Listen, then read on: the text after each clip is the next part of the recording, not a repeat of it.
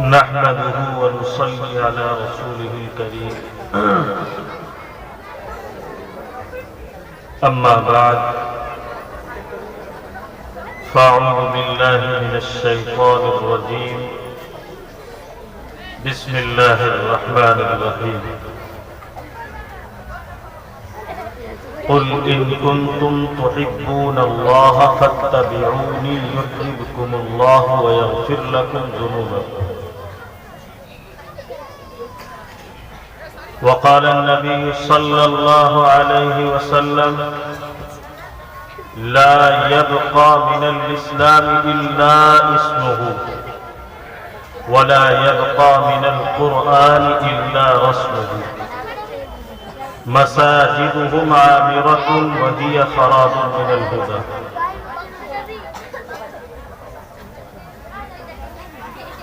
بحمد اللہ یہ رب کی کرم فرمائی کا نتیجہ ہے کہ مجھے آج یہ موقع حاصل ہوا تاکہ آپ حضرات کے سامنے کچھ باتیں پیش کر سکیں۔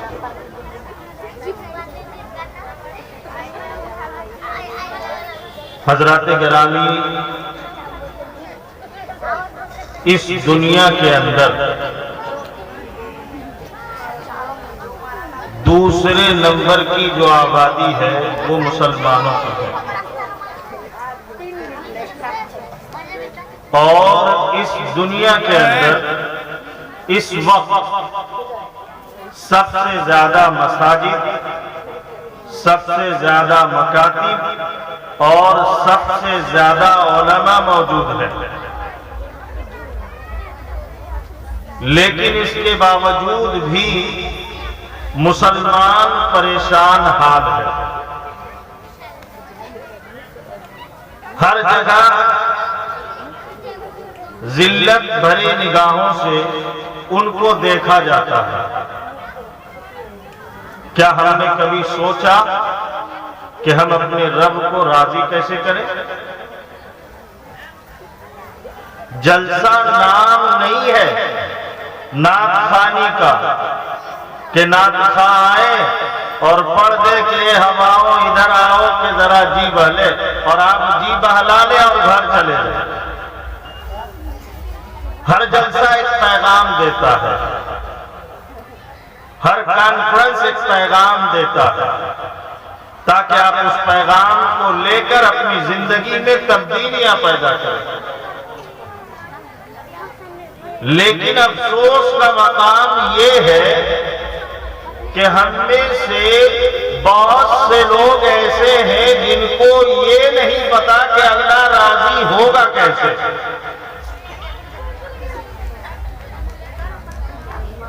بلکہ بندے کو یہ نہیں پتا ہے کہ میرا بھائی مجھ سے کیسے راضی ہو، تو وہ بندے کے جو خدا ہے اس کو راضی کرنے کا جو طریقہ ہے اس کو کہاں سے ٹٹول سکتا ہے؟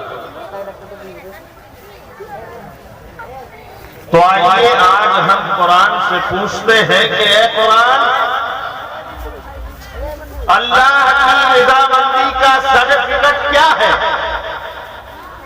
تو قرآن کہتا ہے قل ان کنتم تحبون اللہ فاتبعونی یحببکم اللہ ویغفر لکم ذنوبکم۔ اے نبی آپ کہہ دیجئے اگر تم اللہ سے محبت کرتے ہو فاتبعونی تو میری اتباع کرو، یحببکم اللہ تو پھر اللہ تم سے بھی محبت کرے گا، اور صرف محبت ہی نہیں وَيَغْفِرْ لَكُمْ ذُنُوبَكُمْ، اور تمہارے جو گناہ ہیں اللہ اس کو بھی معاف کر دے گا۔ اب ہم سمجھنے کی کوشش کرتے ہیں کہ اتباع کہتے کسے ہیں۔ یاد رکھیے کسی کام کی نقل کو اتباع کہتے ہیں۔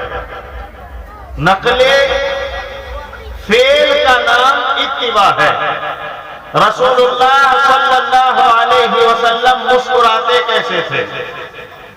رسول اللہ صلی اللہ علیہ وسلم چلتے کیسے تھے؟ رسول اللہ صلی اللہ علیہ وسلم کا لباس کیسا تھا؟ رسول اللہ صلی اللہ علیہ وسلم کی داڑھی کیسی تھی؟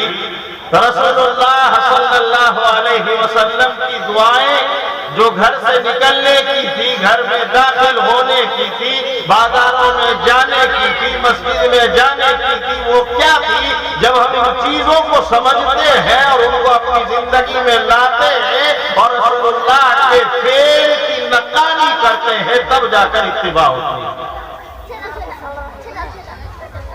رسول اللہ کا طریقہ ہے داڑھی کا، رسول اللہ کا طریقہ ہے کرتا پائجامہ کا، رسول اللہ کا طریقہ ہے خوشبو کا، رسول اللہ کا طریقہ ہے بدنگاہی سے بچنے کا، بچانے کا۔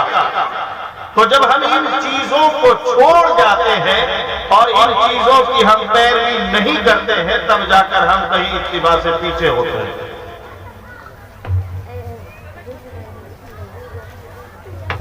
جب ایک گھر کے اندر آپ جائیں گے تو گھر کے باہر لکھا ہوتا ہے کہ اندر آنا منع ہے۔ گاؤں کے امام صاحب جائیں، باہر لکھا ہوا ہے اندر آنا منع ہے۔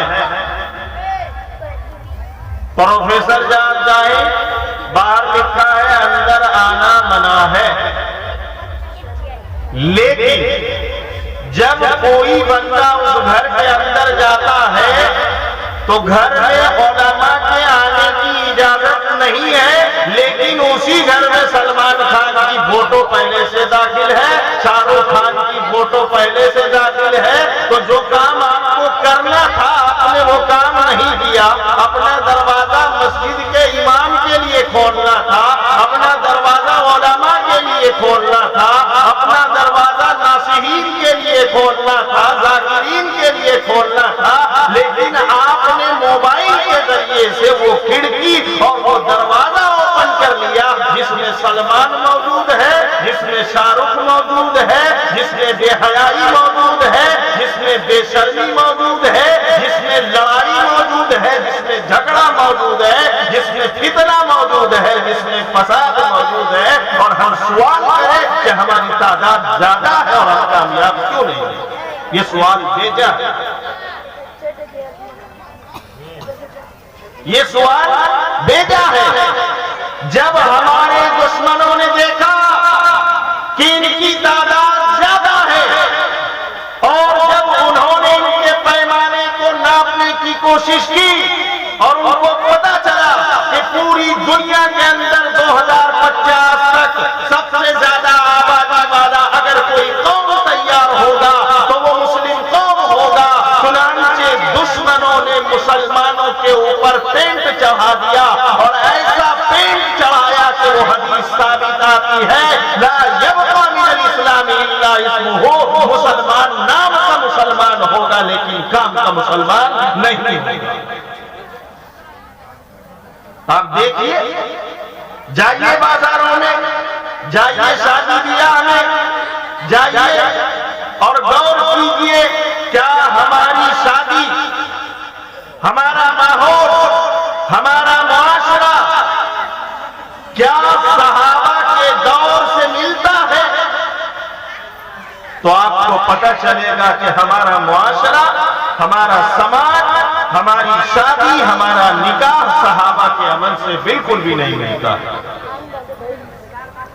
ایک ایک شادی کے اندر 20 گاڑیاں ریزرو کی جاتی ہیں، جہیز لیا گیا 10 لاکھ روپے اور 10 لاکھ روپے میں 30,000 کے پٹاخے خریدے گئے، 20 گاڑیاں بک کی گئی، دولہے کو کرنے کے پیسے سے پھول سجایا گیا اور دولہے کی شیروانی خریدی گئی۔ زندگی بھر جس نے کبھی شیروانی نہیں دیکھی وہ لڑکی کے باپ کے پیسوں سے مال میں جا کر شیروانی خریدتا ہے اور کہتا ہے کہ مسلمان پریشان ہے۔ اور شیروانی میں ٹاٹا کا بٹن چاہیے، باٹا کا جوتا چاہیے، ایسا لگتا ہے کہ 150-200 آتنکوادی کسی लड़की के घर में पटाखा फोड़ते हुए पधार रहे और जब शादी में पहुंचेंगे और खाना अगर उनके मन के मुताबिक नहीं मिला तो कहेंगे ये कोई खाना है, हमारी तो इज्जत ही नहीं हुई। और मालूम करेंगे घर में खुद दाल रोटी और चटनी खाकर आया था, लेकिन किसी की बेटी की शादी में डिमांड होगा चिकन का, डिमांड होगा पुलाव का, डिमांड होगा बिरयानी का। अरे कमबख्तों, घर में तुम्हें रोटी और चटनी नसीब नहीं है और एक गरीब की बेटी में बाराती की शक्ल में आतंकवादी बनकर गए और वहां जाकर तुम बिरयानी का तमाशा करते हो, पुलाव का तमाशा करते हो, चिकन चंगेजी का तमाशा करते हो और कहते हो कि बाप ने खाना नहीं खिलाया। याद रखो, ये वही बाप है जिसने पूरी जिंदगी कमाई की और अपने पसीने की बूंद बूंद बचाकर अपनी बेटी की शादी में खाना तैयार करवाया है। जिंदगी भर बावले की तरह फिरते रहे, कहीं रोजगार नहीं मिला, कहीं काम नहीं मिला, कहीं पढ़ाई नहीं की। अब शादी करेंगे, ससुर साहब से 20 लाख रुपया लेंगे, 10 लाख की दुकान करेंगे, 2 लाख के बाराती में खर्च होगा, 8 लाख रुपए में 3 लाख रुपए के कपड़े दिए जाएंगे और बाकी पैसे घर की सजावट में, पेंटिंग में, पलंग में, स्कूटर में, मोटरसाइकिल में जाएगा। और उसके बाद मस्जिद में जाकर बोलेंगे अल्लाहु अकबर। इमाम साहब का जो तकबीर है ना, लगता है टेढ़ा होने लगा। इमाम साहब जो पढ़ते हैं ना, ऐसा लगता है कि उनकी आयत में कोई गलती आने लगी है। जिसको कुरान का पता नहीं, जिसको हदीस का पता नहीं, जिसको अपनी शादी का पता नहीं, वो चले इमाम साहब को उंगली करने के लिए। और बार जिम्मेदारान इतने खतरनाक होते हैं कि इमाम साहब को इतनी उंगली करते हैं कि इमाम साहब ही छटक जाते हैं। क्या करेंगे? परेशान हो जाते हैं, मस्जिद छोड़कर निकल जाते हैं। और जहां कोई ऐसी तकरीर हो गई जो तकरीर जिम्मेदारान के मिजाज के खिलाफ जा रही हो, चाहे वो शरीयत के मुताबिक क्यों ना हो, तो सबसे पहला टारगेट अगर कोई होता है तो वो मस्जिद का इमाम होता है, उलमा होते हैं। इस दुनिया के अंदर सबसे ज्यादा जफाकश कौम, सबसे ज्यादा बर्दाश्त करने वाली कौम, सब्र के साथ चलने वाली कौम और इंतहा पसंद और इज्जतदार और खुददार कोई कौम है तो वो उलमा की कौम है, जो आपके तानों को सुनती है, आपके गालियों को सुनती है, आपकी तीखी बातों को सुनती है। उसके बावजूद भी ये कौम चाहती है कि आप राह हिदायत पर आ जाए। उसके बावजूद भी ये कौम चाहती है कि आपकी जिंदगी में तब्दीलियां आए। उलमा का एहसान है, ये उलमा की मेहरबानी है कि आपके सामने वो आते हैं। खैर, मैं इस तरफ नहीं जाता। अब समझिए, इत्तिबा का मफहूम है नकल फेल की नक्काली करना। रसूलुल्लाह सल्लल्लाहु अलैहि वसल्लम का मुस्कुराना कैसा है, इसकी नक्काली हो। रसूलुल्लाह सल्लल्लाहु अलैहि वसल्लम का चलना कैसा है, इसकी नक्काली हो। रसूलुल्लाह सल्लल्लाहु अलैहि वसल्लम के अखलाक कैसे हैं, इसकी नक्काली हो। रसूलुल्लाह का लिबास कैसा है, इसकी नक्काली हो। रसूलुल्लाह की दाढ़ी कैसी है, इसकी नक्काली हो। तब जाकर आप कहीं टोटल मुसलमान बनते हो, वरना मुसलमान तो हो नाम के लेकिन काम के नहीं। याद रखें, अल्लाह के नबी सल्लल्लाहु अलैहि वसल्लम ने फरमाया कि इस दुनिया के अंदर एक दौर ऐसा आएगा कि मुसलमानों कलिमा तो पढ़ेंगे, मुसलमान रसूलुल्लाह को तो तस्लीम करेंगे, मुसलमान अल्लाह की वहदानियत का इकरार करेंगे, लेकिन जब हम उनके जिंदगी के मामलात को देखेंगे, उनकी माशरत को देखेंगे, तो पता चलेगा कि ये यकीनी तौर पर हकीकी मुसलमान है ही नहीं।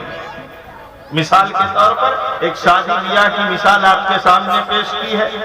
اسی طرح قاضی شریعت تعلیم و تعلم کے حوالے سے اقرا بسم ربک الذی خلق کے حوالے سے انہوں نے تعلیم و تعلم کا جو تفسیر آپ کے سامنے پیش کیا، اگر اس کو سمجھے تو آپ اپنے علاقے میں ڈھونڈیں، اپنی گلیوں میں جائیں، اپنے سڑکوں پہ دیکھیں وہ بچے جن کے پڑھنے کی عمر ہے، وہ بچے جن کے پڑھنے کی عمر ہے، وہ بچے جو ترقی آسمان پر پہنچیں گے، وہ بچے جو بلندیوں پر پہنچیں گے، وہ بچے جو کامرانیوں کے زینے چڑھیں گے، ان بچوں کے ہاتھوں میں آپ نے موبائل پکڑا رکھا ہے اور وہ بچے صبح شام فری فائر گیم میں لگے ہوئے. کوئی اسکول میں بیٹھ کر گیم کھیل رہا ہے تو کوئی مسجد کے وضو خانے میں بیٹھ کر گیم کھیلتا ہے تو کوئی جلسہ گاہ میں ہی بیٹھ کر گیم کھیلتا ہے اور کوئی تو ایسا ہے جو باتھ روم میں بھی بیٹھ کر گیم کھیلتا رہتا ہے. اب سوچئے جن بچوں کی زندگی میں موبائل اتنا نقصان دہ ثابت ہو چکا ہو، جن بچوں کی آنکھوں کو موبائل نے برا کر دیا ہو، جن بچوں کے مزاج کو موبائل کی ویڈیو نے گندا کر دیا ہو، جن بچوں کے جسموں کو موبائل نے مسجد میں جانے سے روک دیا ہو، ان بچوں سے گھر کی ترقی کی امید نہیں کی جا سکتی ہے، ان بچوں سے ادب کی امید نہیں کی جا سکتی ہے، ان بچوں سے تہذیب کی امید کسی بھی حالت میں نہیں کی جا سکتی. تو حضرات گرامی، یہ سمجھنے کا مقام ہے کہ ہم نے اپنے معاشرے میں بہت ساری چیزیں کھو دی ہیں، اور ان چیزوں میں سے سب سے اہم چیز آج اس دور میں جو ہم کھو رہے ہیں وہ ہماری بچیوں کا غیر مسلم لڑکوں کے نکاح میں جانا ہے. اگر آپ مطالعہ کریں گے اور سرچ کریں گے تو پچھلے 10 سال کے اندر تقریباً 40 لاکھ مسلم لڑکیاں غیر مسلم بن چکی ہیں. ان کی ذمہ داری کون لے گا؟ کیا وہ ہماری بہن نہیں ہے؟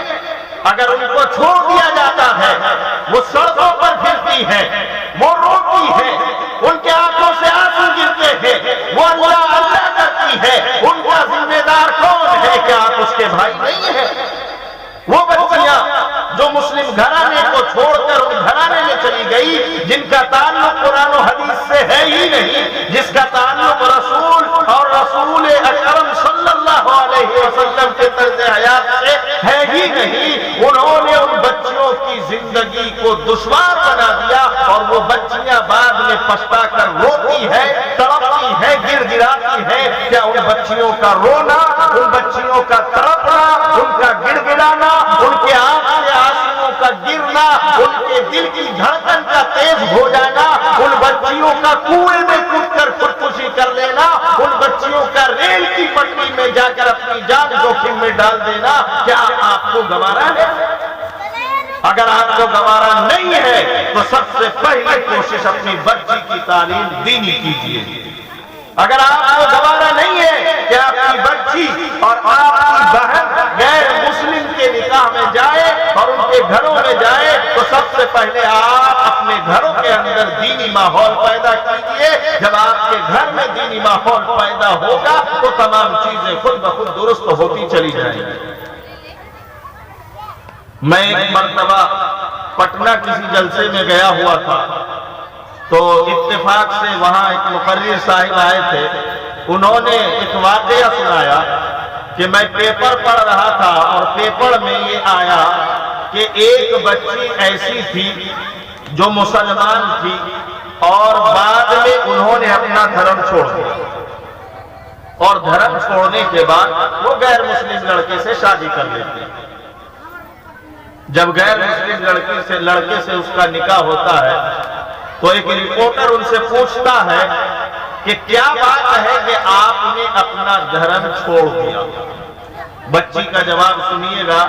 بچی کہتی ہے کہ مسلم گھرانے میری نظر میں 40 یا 41 ایسے تھے جہاں پر میرے ماں باپ میرے رشتے کو لے کر گئے تھے.